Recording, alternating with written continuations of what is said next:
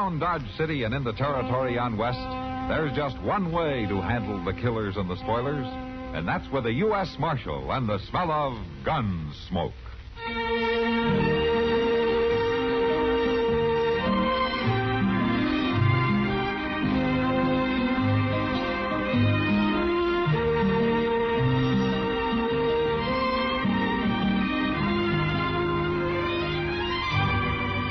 Gunsmoke, starring William Conrad. The story of the violence that moved west with young America. And the story of a man who moved with it. I'm that man. Matt Dillon, United States Marshal. The first man they look for and the last they want to meet. It's a chancy job, and it makes a man watchful. And a little lonely.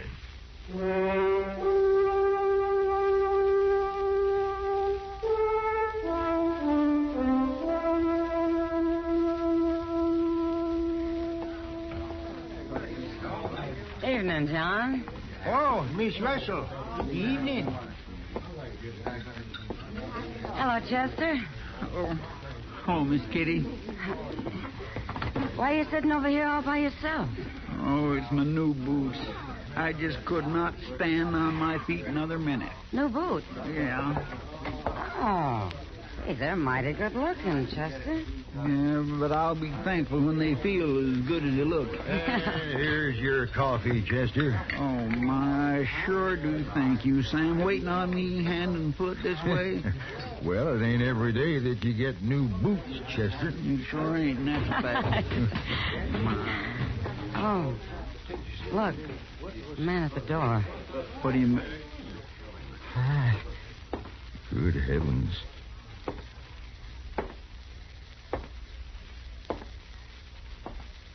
Did you see his face?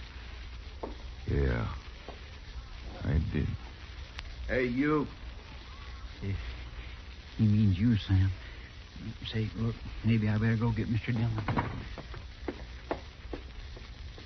I want to talk to you. I guess I better go see what he wants, Kitty. Uh-huh.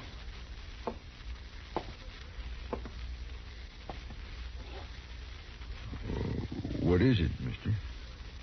Can I get some food here? The store is closed. You put it in this bag, I'll take it with me.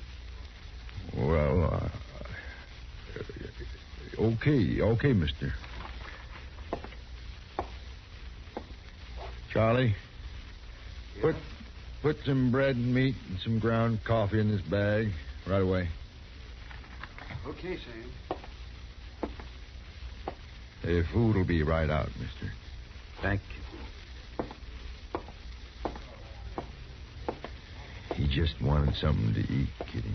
Yeah, I know. Sam, I can't bear to look at him. Well, maybe he'll leave when Charlie brings him food. I hope so, Sam. I really do. It'll be 35 cents, mister. Oh. Thank you. Yeah, he's leaving now, Kitty.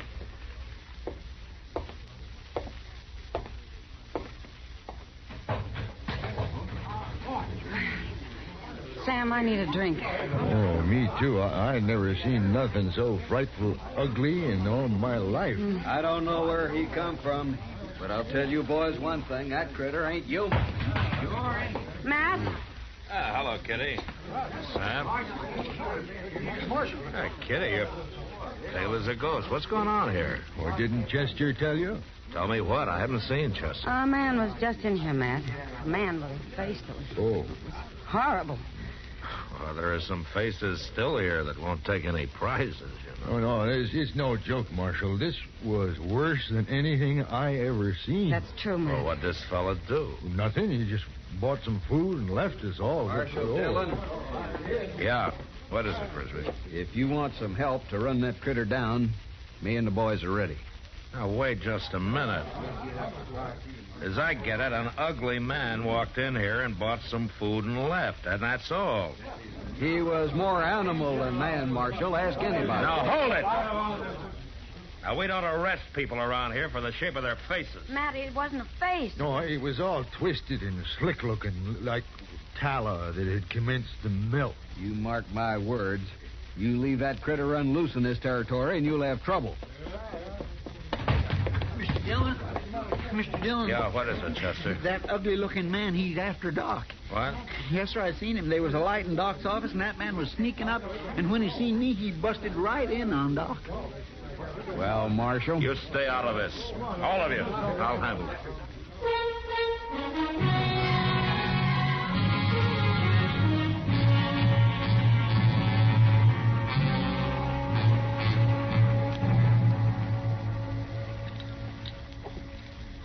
You see what I mean, Doctor?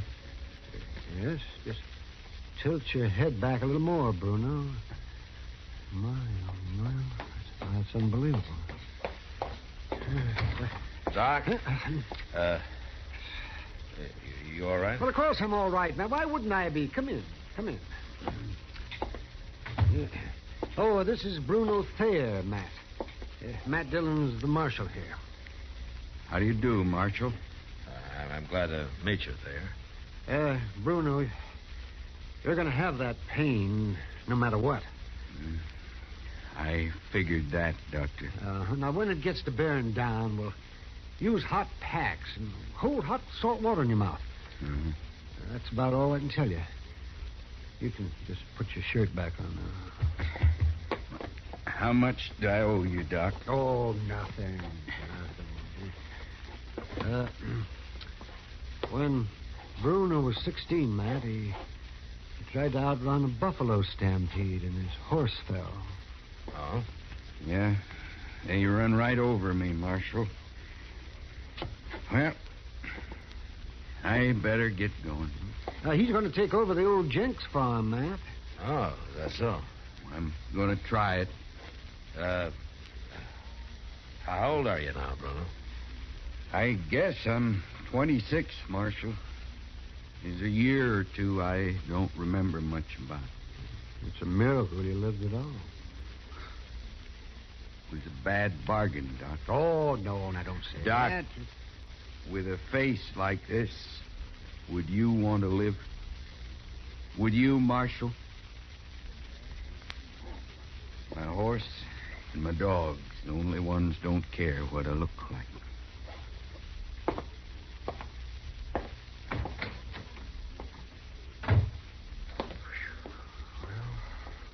Well, Matt? I don't know about you, Doc, but I'm not sure that I would want to live.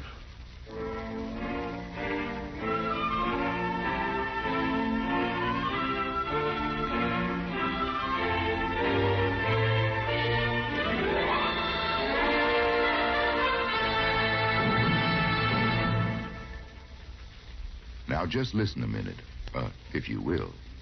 I've got a little story to tell you. Well, it's not so little. It's sort of a tall tale. It's about the pride of Company 40. Mose was his name, a fireman and a legendary hero of firemen. They say old Mose had feet like East River barges. His beaver hat measured 2 feet from crown to brim, and his fireman's helmet was about the size of a pup tent. Yes, Mose was big, and he was strong. And in addition, he had the speed of a panther. Mose was always the first to reach the scene of a fire, and it seemed that no rescue was impossible for him to execute. He could climb buildings using the windows for a ladder, jump over alleys like a cat, tear through walls with his bare fists, blow a path through smoke using his lungs like a bellows. And when he'd come across a small one-room fire, he'd close the doors and windows and inhale, and the fire would be smothered from lack of oxygen. Oh, he was quite a man, old Mose. And when Mose wasn't fighting fires, he was the terror of the East Side toughies and the plug uglies. Mose just naturally didn't like bullies and lawbreakers, and he'd fight them singly or in groups of any size. If the occasion called for it, he'd rip a tree out of the ground and use it like a policeman's nightstick. Yes, sir, the lawless element gave old Mose a wide berth, you bet. But Mose was a bashful sort of feller.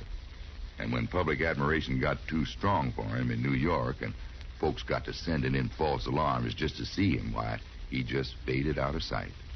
Later, people in Illinois swore they saw him put out the Chicago fire in 1871. And Californians credit him with countless rescues and the final smothering of the San Francisco fire of 1906. Yes, sir. Stories about old Mose, the pride of Company 40, are easy to believe, aren't they? Say, isn't it nice being citizens of a country where you can laugh and talk about things free as a breeze? And write and read and worship, too. Yes, sir. Maybe you don't think about it much, but you should.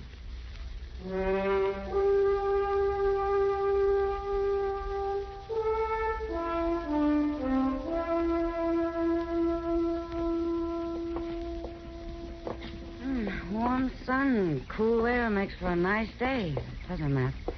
Yeah, it does. Sure does, Kitty. What are you thinking so hard about? What? Oh, Bruno Thayer, Kitty. Huh. Yeah, he's been out on the old Jenks place 2 weeks now. Maybe I ought to ride out there and see how he's doing. Why? Well, everybody else in Dodge has, judging by the number of wild stories going around. He murders travelers and buries them in his garden. He conjures up evil spirits. He calls the coyotes to counsel with him in the middle of the night. All kinds of crazy stories like that. I'm not so sure it's all crazy, Oh, Matt. Kitty, will you... Look, 3 different friends of mine swear they've ridden by and heard Bruno talking to something, but there was nothing there to talk to. Sure there was. What? His dog. Come on, let's get some dinner.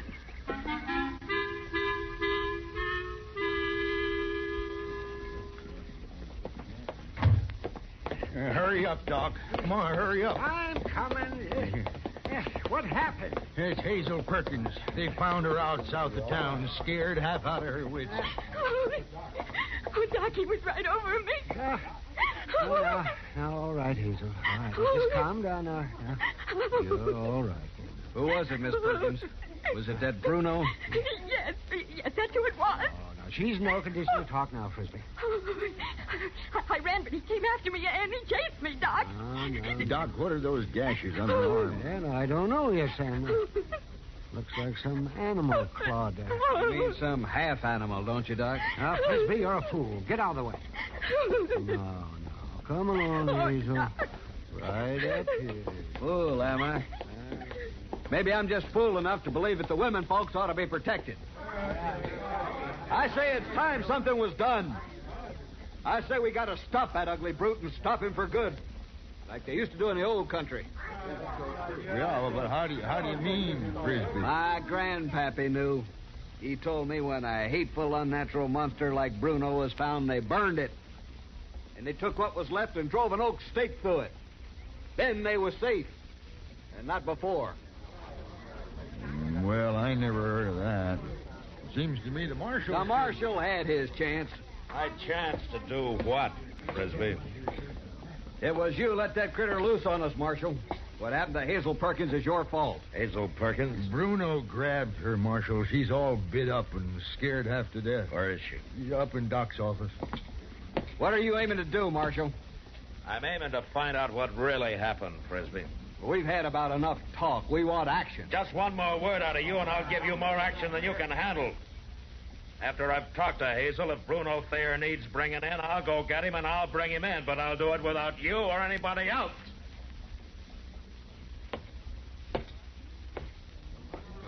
Get killed before you do. You better hurry. You sure better hurry, Marshal.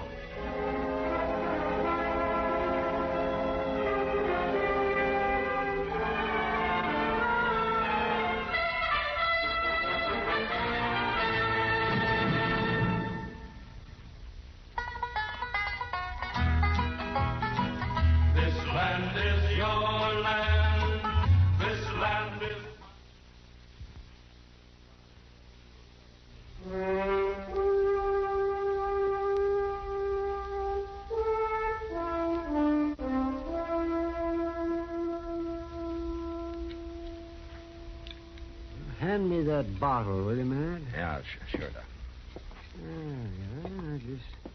Just hold still now, Hazel. Oh. Oh, well, that stings a little, doesn't it? But It's better than getting blood poisoning.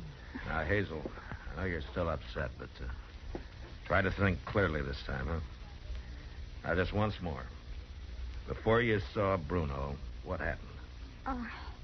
Well, my horse shied and threw me. And what did your horse shy from? I don't know. But the next thing I remember is that hideous face bending over me. And then what? He grabbed me, and I felt his long nails sink into my arm. This arm here, where these scratches start? Well, yes, of course. And then? Well, then he began to laugh. To laugh? That's right. Oh, it was dreadful, just dreadful. I tried to fight him off, Marshal, but he was terrible strong. And... Well, Hazel, why didn't Bruno laugh the last time? Well, what do you mean, Dr. Adams? Well, I mean that every time you tell this story, it gets better. You figure you're pretty important because you've been chased by Bruno Thayer. I think you're beginning to enjoy it. Enjoy it? Yes, enjoy it. Sure, he's ugly, and perhaps you were shocked by his face, but you're not entitled to tell lies about him, to be sopped up by some of the fools in this town. Oh, Doc, These scratches were made by a dog or a coyote or maybe a wolf, well, but not by a man. And the only reason that animal didn't kill you is because somebody killed it first. Bruno saved your life, didn't he? Didn't he? Oh, yes. Yes, he did. The wolf that made my horse shy came after me, and Bruno killed it. But he scared me half to death, Doc, with that face, that horrible face. And I didn't mean to. Marshal. Yeah, what is it, Sam? Frisbee and some others just left the Long Branch to get Bruno. I sent Chester after your horse. Oh, thanks, Sam. They was talking wild, Marshal. They're going to kill him, sure. Oh, kill him? Oh, I didn't realize, Marshal. I'm sorry. It's not me you owe an apology to, Hazel. Oh, Bruno, I couldn't. But I'm sorry. I am sorry. Well, that's what I'll tell him, Hazel, if I get there in time.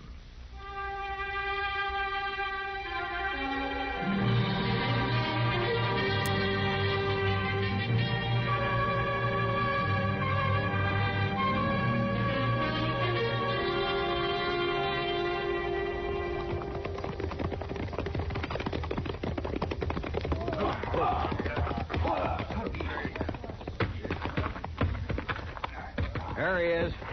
He ducked in his shack. We got him trapped now, just like we wanted. We'll spread out and circle him. I'm going to go this way. Watch me. We'll close in on my signal. Yeah, all right. Hey, man! Hold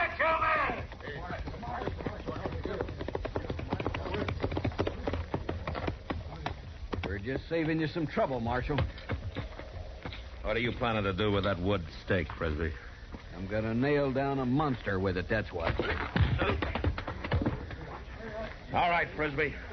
Don't you try to get up or I'll splinter this piece of oak across your skull. Now, the rest of you men, get back on your horses and don't stop in Dodge City. If I see any one of you there again, I'll lock you up. Now, move!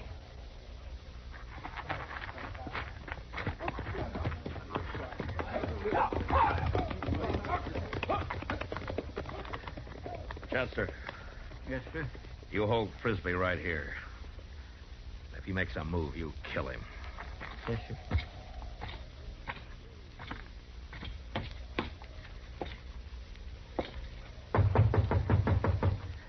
Bruno, it's Matt Dillon.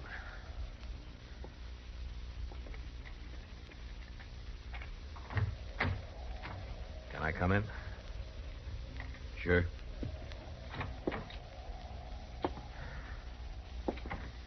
You saw those men out there, huh? I saw them. You knew that they were out here to get you, didn't you? I figured somebody'd be coming out here. That girl got pretty scared of me. But there wasn't anybody else around to help her. Aren't you even going to defend yourself? I hadn't decided, Marshal. I saw what you did to them, though. I'm grateful. Grateful? For what? Well,